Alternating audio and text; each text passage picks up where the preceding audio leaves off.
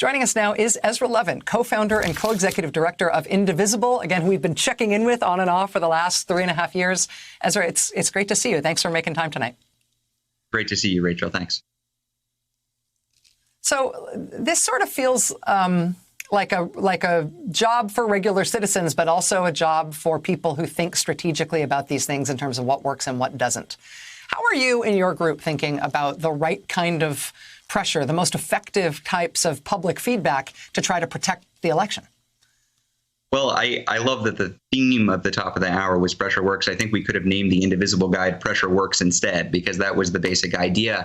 And at the heart of it is this idea that regardless of who your representative, who your senator is, that representative, that senator, they're going to wake up every single morning thinking, how am I going to get reelected? And the answer to that is they've got to convince their constituents that they're one of the good people in Congress. They're the ones who are actually fighting for them. And you know a good way to convince your constituents that you're not one of the good people in Congress? It's to attack the United States Postal Service. As you covered, the United States Postal Service is incredibly popular, not just among Democrats, among independents, among Republicans, among folks in rural areas, suburban areas, exurban areas.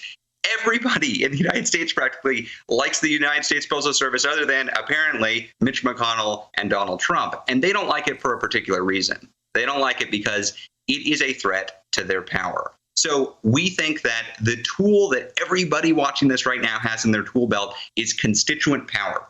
Their individual representatives and senators have the power to affect what the USPS does. And so if they make their voice heard in this moment, we can change things. They've already done it, right? We've already seen it earlier. We've been able to roll back some of the sabotage, but we need to now think about how we can roll back all of the sabotage. Are you heartened at all by this news that the Inspector General at the Postal Service is apparently looking into Louis DeJoy?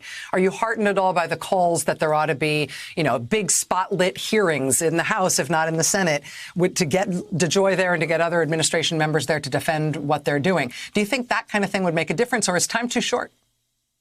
Look, time is short, so I think it's great that the Inspector General is launching an investigation, but we don't have enough time. Currently, the hearings that are scheduled in the House of Representatives, which I remind you is controlled by the Democrats, they're not scheduled for another month until September. Now, there are representatives like Ayanna Pressley who have called for the House to come back from vacation to start hearings immediately. And I think that's a good idea. I think they should do that. I think as soon as next week, we could see emergency hearings and haul DeJoy in front of committee members. I'll haul him in front and have him answer for what he's done. And if he's unwilling to come, then haul his bosses in. There are 6 members of the Board of Governors of the Postal Service. They should also come and answer for what DeJoy is doing. That is power that House Democrats have, and I think they should use it. So really, right now, it doesn't matter if you got a Republican, an independent, or a Democratic House member or senator. You should be telling them, hey, we want hearings right now. As long as the House and the Senate are in recess, no member of Congress ought to be able to appear in any kind of public venue, be able to have any kind of virtual town hall without being asked,